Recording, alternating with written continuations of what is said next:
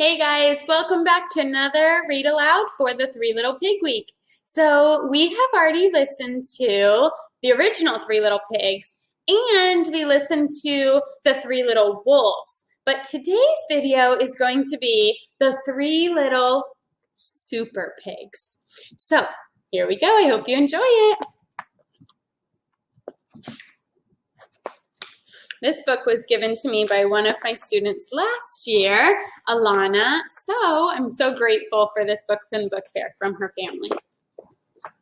Once upon a time, there were three little pigs who captured the big bad wolf in the house made of bricks. The hungry wolf fell down the big chimney into a big pan of boiling water. He huffed and he puffed, but it was no use. He had fallen right into the pig's trap. "I'll get you one day, little pigs," the angry wolf shouted as he was carted away to prison. With smiles on their snouts, the three little pigs just waved goodbye to the big bad villain.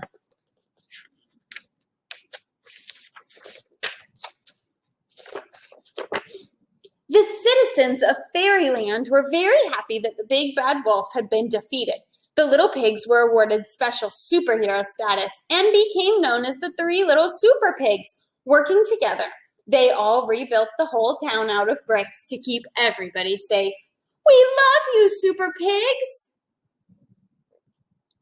From that moment on, the Super Pigs spent all of their days being heroes and enjoying the newfound fame.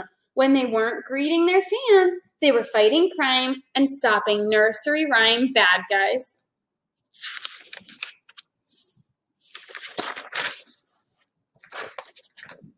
Meanwhile, deep inside, happily never after prison, the very angry big bad wolf was hungrily plotting his revenge in his cold, dreary cell.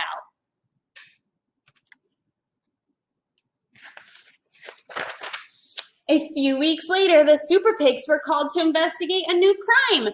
Mysteriously, one by one, bricks were starting to disappear all around Fairyland. This was very strange. The Super Pigs were on the case.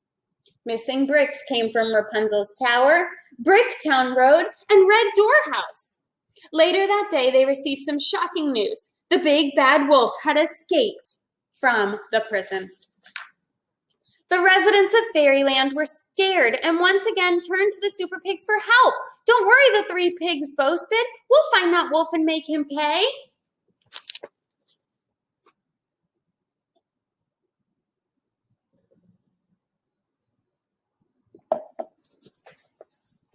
The three little Super Pigs hunted high and low, far and wide, and long and hard, but the big bad wolf was nowhere to be seen.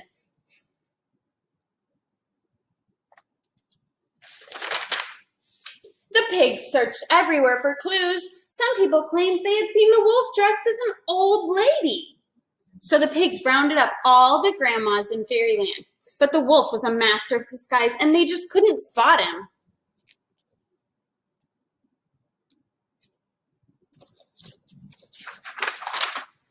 Every day, more and more bricks disappeared from Fairyland.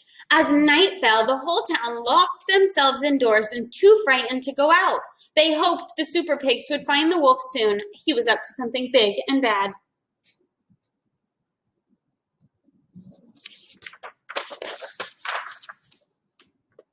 Back at home, the first Super Pig was relaxing when he sensed something strange. Suddenly, a dark shadow fell upon the room. "The big bad wolf!" cried the Super Pig. "I don't need to huff. I don't need to puff. I don't need to blow your house in because I'm already inside," replied the pointy-eared wolf. The pig ran out the front door and was met with a terrible surprise. The cunning wolf had built a gigantic wall around the Super Pig's house using the stolen bricks from Fairyland. The Super Pigs were all trapped inside the wall. Attempting to flee, the Super Pig tried to climb the brick wall using a ladder from the side of his house, but it was just too short. "Gotcha," sneered the wolf as he captured the helpless pig.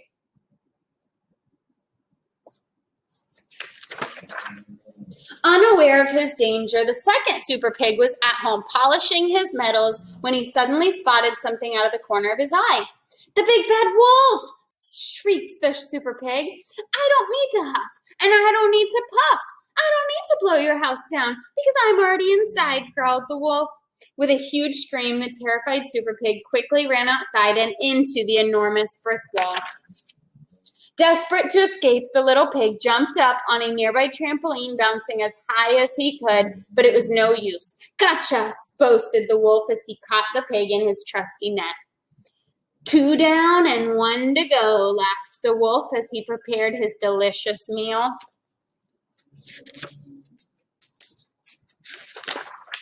The third Super Pig had heard all the commotion and was busy hatching a plan when the big bad wolf suddenly appeared at the window. The Super Pig grabbed his gear, raced straight out the front door and down the path as quickly as his little legs would carry him.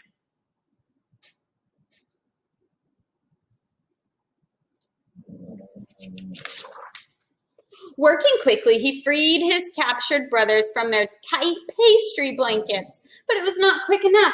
Ha ha ha! There's nowhere to run and nowhere to hide. I've built a wall around your houses, and now you're trapped inside, laughed the hungry wolf. You're no Super Pigs. You're my dinner. I don't think so, shouted the third Super Pig. He whispered to his brothers, ready, set, let's go! And in a flash, they blasted off high into the night sky. The clever brother had outsmarted the silly wolf again, using his jetpack invention to save the day. The Super Pigs had left the big bad wolf trapped in his own self-built brick house. The angry wolf raised his fists and said, I'll get you, Super Pigs! Up in the night sky, the 3 Super Pigs laughed out loud. You'll never get us, not by the hair of our chinny chin chins. And down below, the citizens of Fairyland cheered.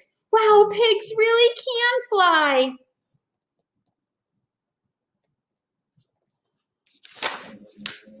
And the 3 little pigs had saved Fairyland from the big bad wolf once again. They were truly superheroes. Hooray for the 3 little Super Pigs! The end.